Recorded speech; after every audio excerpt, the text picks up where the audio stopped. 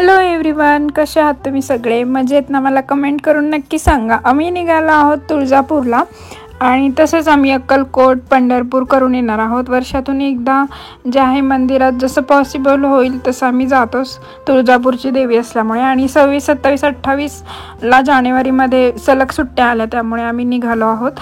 तर आदल्या दिवशी आम्ही चाललो आहे तुळजापूरला मुक्कामासाठी, कारण की पुण्यातून जायला 5-5.5 तास आरामात लागतात.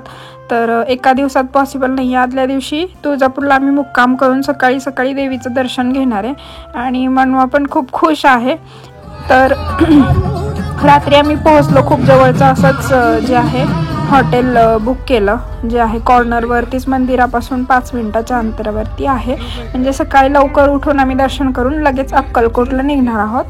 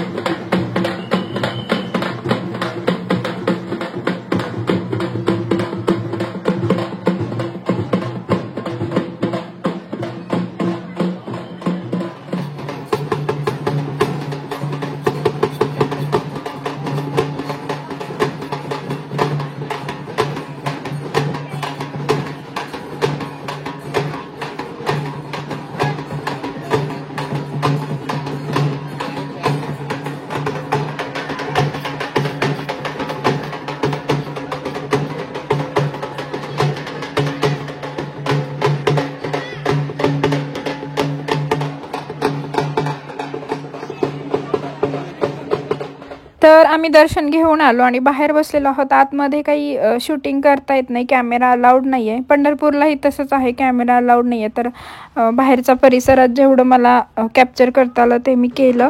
आणि आतमध्ये बरीच मोठी लाईन होते, त्यामुळे दर्शनाला खूप वेळ जातो. पण सकाळचं आम्ही लवकर गेल्यामुळे दर्शन थोडंसं लवकर झालं. दुपारनंतर फारच गर्दी वाढते. त्यानंतर आम्ही जिथे राहिलो होतो तिथून आम्ही चेकआउट केला. आता आम्ही निघालो आहोत अक्कलकोटला. इथून 2 तास लागतील अंदाजे. तर जायच्या अगोदर एका ठिकाणी थांबून ब्रेकफास्ट करून घेऊ आता. आणि 10च्या आसपास जे आहे टायमिंग झालं होतं, म्हणजे आम्ही 12 ते 1च्या दरम्यान अक्कलकोट इथे पोहोचू नाश्ता करून. आणि त्यानंतर मग संध्याकाळी तुळजापूर झालं की अक्कलकोट, आणि तिथून मग रिटर्न जाताना पंढरपूरला आम्ही जाणार आहोत, म्हणजे रात्रीपर्यंत आम्ही घरी पोहोचू. खना नारळाची साडीची जी आहे मी ओटी भरली की आपण वर्षातून एकदा येतो आणि जे आहे तुळजापूरची देवी असल्यामुळे तिथे श्रद्धाही खूप आहे आमची त्याच्या देवीवर. तर निघालोय आणि अशा बांगड्या घालायला मला खूप आवडतं. तिथे ज्या आहेत तुळजापूर मंदिरामध्ये बाहेर बांगड्या भरणाऱ्या ज्या बायका असतात त्या बसलेल्या असतात. आम्ही अक्कलकोटला पोहोचलेलो आहोत. इथे पण खूप जास्त गर्दी आहे आणि 26 जानेवारीची सुट्टी असल्यामुळे सलग 3 दिवस सुट्टी असल्यामुळे बहुतेक लोक सुट्टी सलग आली की देवदर्शनाला फिरायला जातात, त्यामुळे गर्दी ही अशा ठिकाणी असतेच. तर इथे देखील जे आहे प्रसाद वगैरे घेऊन मग आम्ही जे आहे इथे पण लाईन खूप मोठी होती, पण झालं दर्शन बऱ्यापैकी आणि खूपच जास्त गर्दी होती. म्हणजे देवासमोर आपण थांबून खूप शांततेत उभं राहून दर्शन देवाला बघून जे आहे दर्शन घेऊ शकत नाही. खूप चला म्हणून घाई असते. तर असं स्क्रीन बाहेर लावलेली असते, त्याच्यावर आपल्याला बघायला मिळतं देवाला कसं छान सजवलं वगैरे. अक्कलकोटचंही दर्शन झालं आणि मी फर्स्ट टाईम अक्कलकोटला आले होते. खूप छान वाटलं की इथपर्यंत मी आले. स्वामी समर्थांचं दर्शन झालं आणि आता देवघरामध्ये देखील मी स्वामी समर्थांची मूर्ती आहे माझ्याकडे, तर मी ते पण खूप श्रद्धेने करते, किंवा पादुका मी जे आहे घेऊन जात आहे इथून. तर ते पण तर देवदर्शन केल्यानंतर आहे ना एक खूप अशी पॉझिटिव्हिटी पण येते खूप जास्त.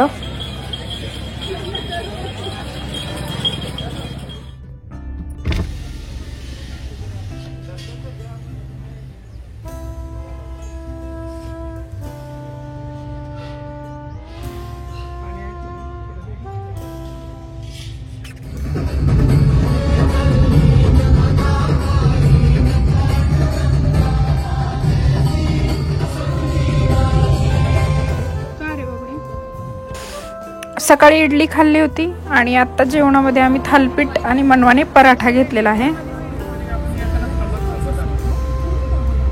आता आमची परत जागा बदलली आहे. मी मागे बसली आहे, येताना काल मी पुढे बसलेली. मनवाने आज जागा घेतली आहे माझी. इकडून ऊन येते म्हणून जॅकेट लावलंय आणि तिने जे आहे गाणी लावते वेगळे. तर तुळजापूरला जाताना देवीची गाणी लावली होती, आता जे आहे अक्कलकोटची लावलेली स्वामी समर्थांची गाणी, आणि पंढरपूरला जाताना आता विठ्ठलाची मस्त गाणी चालू होती. आणि मध्येच ती गाणी चेंज करून हे करत होती, चिडवत होती आम्हाला मुद्दाम गाणे चेंज करून.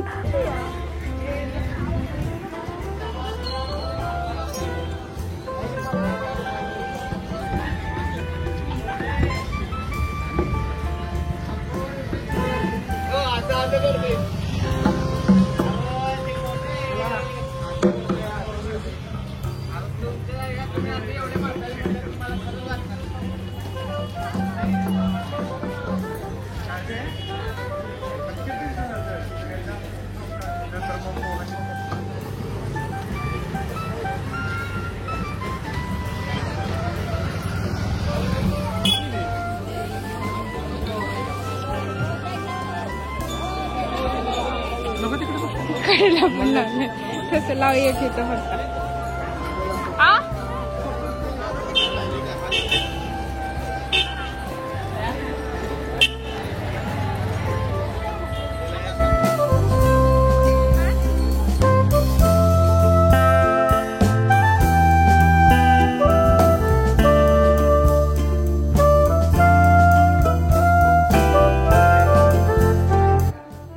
पंढरपूरमध्ये बाहेर विठ्ठल बाळोबा लाड म्हणून एक दुकान आहे उदबत्त्यांचं.